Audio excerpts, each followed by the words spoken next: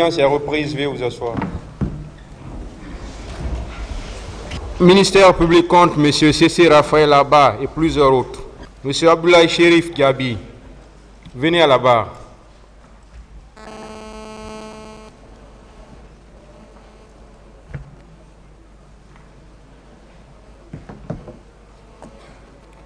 La partie civile avait la parole. Merci, Monsieur le Président, honorable assesseur.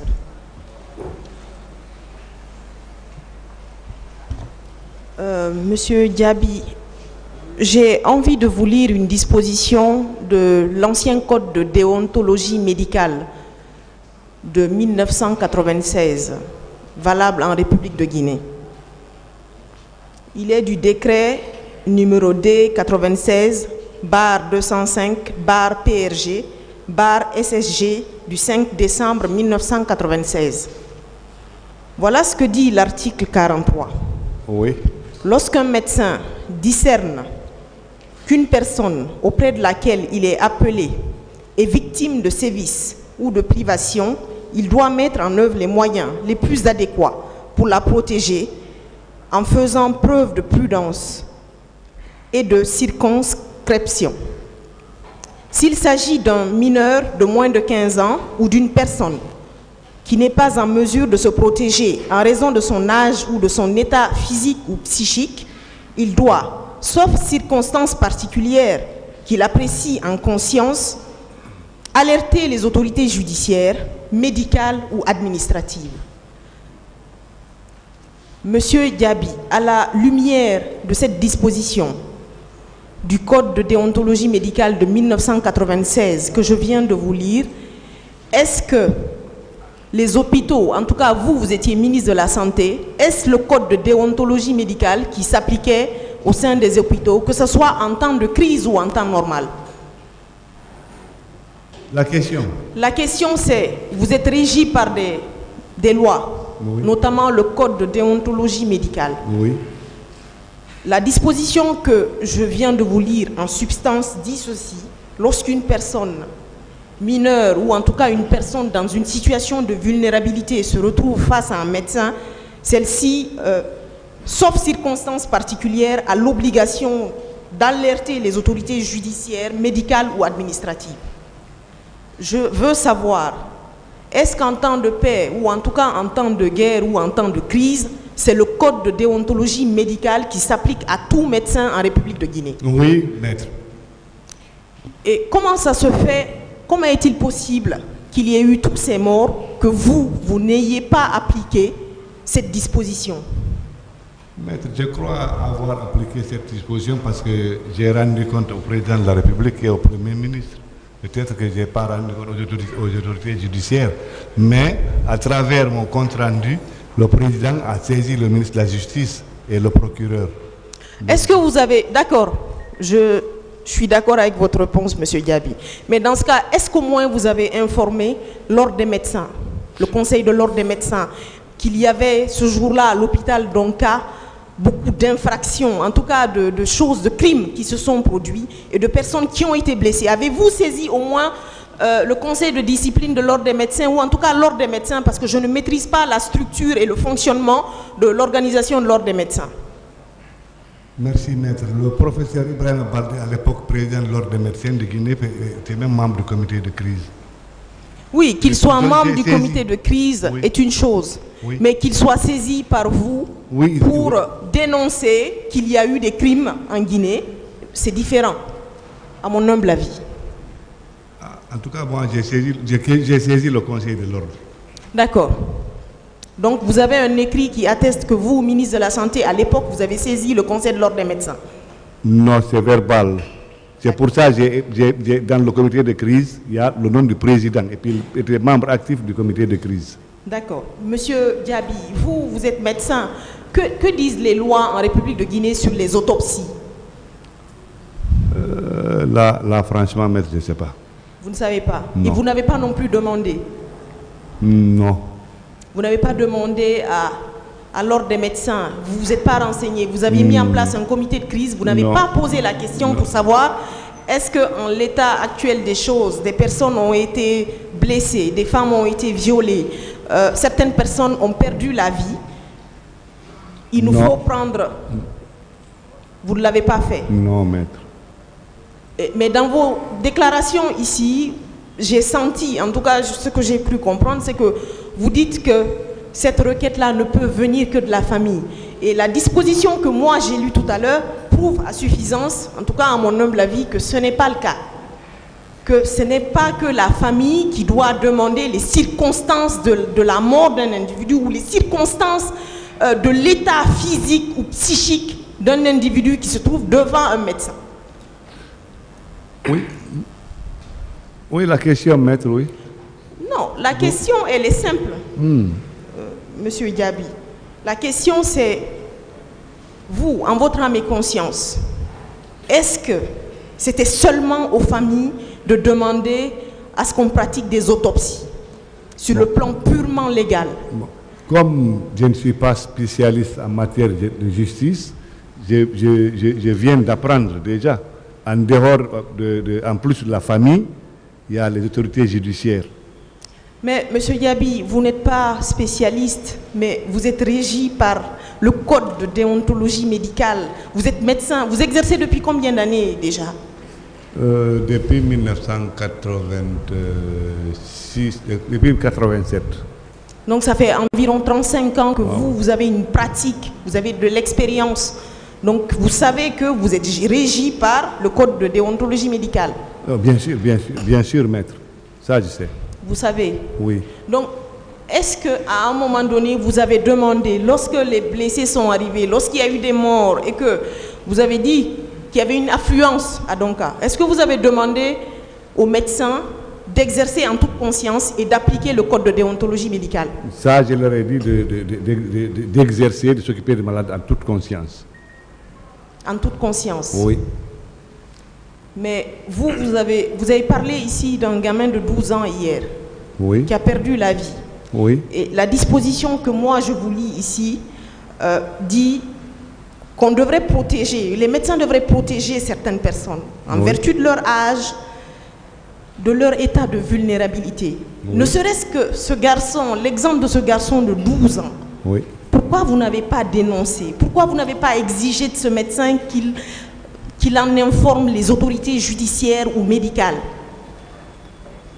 Bon, les autorités médicales l'enfant était déjà, le gamin était déjà hospitalisé. Donc les autorités médicales étaient informées. Est-ce que cet enfant, est-ce que le corps de cet enfant a été autopsié? Non.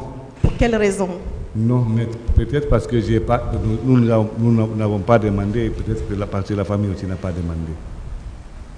Et vous estimez normal que un garçon de 12 ans ait perdu la vie dans ces conditions et que vous, première autorité de la santé de notre pays, que vous n'ayez pas demandé une autopsie? Je viens d'apprendre, je viens de comprendre maintenant, maître, que ce n'est pas normal. Ok, donc d'après votre réponse, je vous pose une question. Est-ce que l'État avait l'obligation de faire des autopsies? Bon, j'ai compris maintenant que l'État avait l'obligation d'en faire. Le président d'Addis à l'époque avait affirmé sur France 24 que 53 personnes étaient mortes par asphyxie ou bousculade et 4 par balle perdue. En vertu de quoi? Parce qu'il l'a dit en disant qu'il tient ces rapports-là et ces informations de son ministre de la Santé. Sur quoi il s'est appuyé pour déterminer la cause de ces décès-là? Ah, maître, là, franchement, je ne sais pas. Là, franchement, je ne sais pas. Puisque à l'heure où nous sommes, à moins qu'on ne fasse recours aux archives du ministère de la Santé, j'ai oublié les pourcentages et les nombres par pathologie, par pathologie, je veux dire. Le président d'alors a plusieurs fois martelé que, voilà, que 53 personnes mortes par bousculade et 4 personnes blessées par balle perdue. Donc j'estime que ce rapport, il doit y avoir une autopsie qui a été faite sur ces corps-là. Aucune autopsie n'a été faite, maître, je ne vais pas vous mentir. Et sur quelle base alors? Aucun rapport, même médical, n'a été remis à la Commission nationale d'enquête, vous, à votre connaissance? Non, il y a les rapports médicaux. Les rapports médicaux existent. Ah bon, on peut faire des rapports médicaux pour un mort? Moi, de ma petite expérience, je sais qu'en général, c'est l'autopsie ou le rapport médico-légal pour des personnes décédées. Moi, là, je crois que c'est des rapports médicaux légaux. Donc, on ne vous a jamais demandé de produire des rapports médicaux pour la Commission nationale d'enquête? Non. Maître, je n'ai pas rencontré les membres de la Commission nationale d'enquête, ni ceux de la Commission internationale d'enquête. D'accord. Je ne sais pas pourquoi, peut-être ils ont occulté mon service, parce que ce n'est pas le docteur Diaby qu'ils ont occulté. D'accord. Docteur, monsieur le ministre, vous êtes venu ce jour-là, donc c'était une situation d'urgence. Est-ce que vous avez eu des informations précises sur le mode d'acheminement des corps? Étaient-ce des militaires? Étaient-ce des ambulances? Ou étaient-ce des personnes qui sont venues déposer les corps à Donka? Non, maître, je n'ai pas eu ces précisions.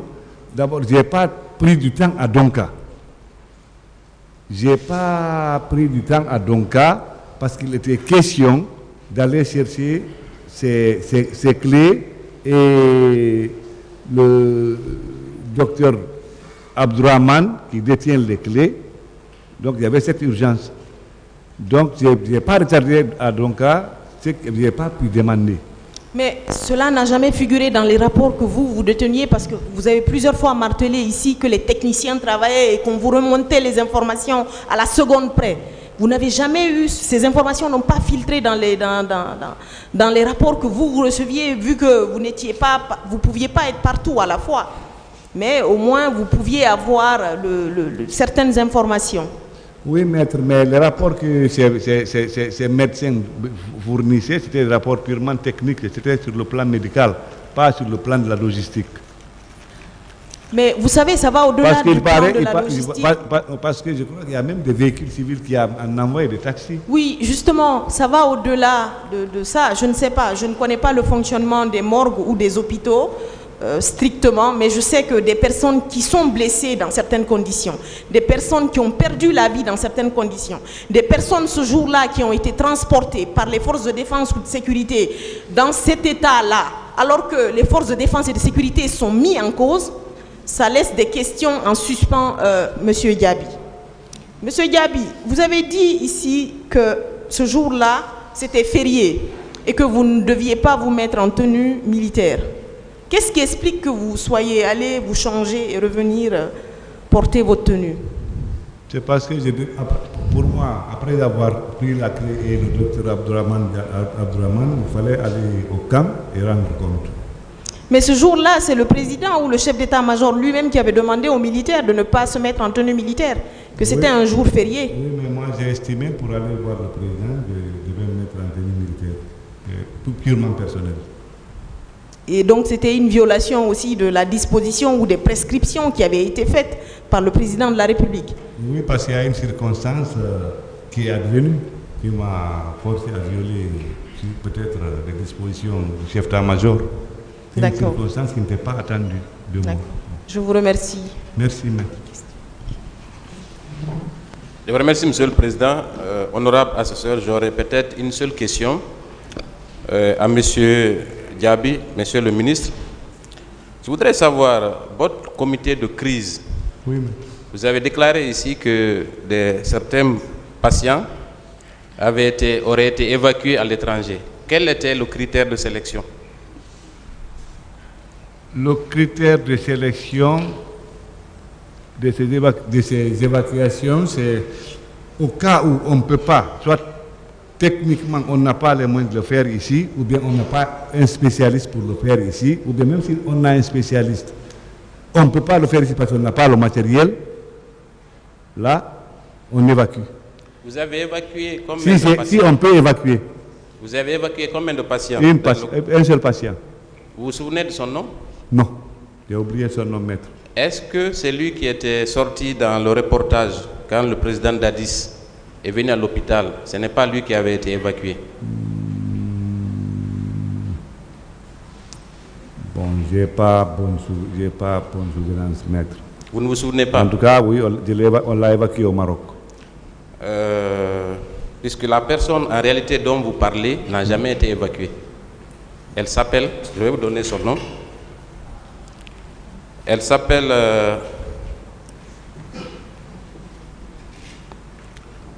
Alpha Oumar Bari. Quelle personne? Oui, c'est le patient qui était censé la promesse, vous aviez tenu une promesse à un patient pour son évacuation sanitaire à l'étranger. Il s'appelle Bari Alpha Oumar. Vous n'avez jamais tenu votre promesse, mon colonel. Pourquoi? Ah, maître, moi, je crois, j'ai évacué une personne. Très bien. À l'hôpital de spécialité. Parti, mon colonel. À l'hôpital de spécialité. Et je vais vous dire dans quelles conditions vous lui avez promis l'évacuation. Parce qu'elle a parlé... Est-ce que nous parlons de la même personne? Oui, nous parlons de la même personne. Celle que le président Dadis, avec laquelle le président Dadis a échangé quand il est venu à l'hôpital pour s'enquérir de la situation sanitaire des blessés qui étaient à l'hôpital. Elle s'appelle Bari Alpha Oumar. Elle est sortie dans les ondes. Elle est sortie à la télévision nationale. Elle a échangé des propos avec le président Dadis. Vous l'avez soudoyé.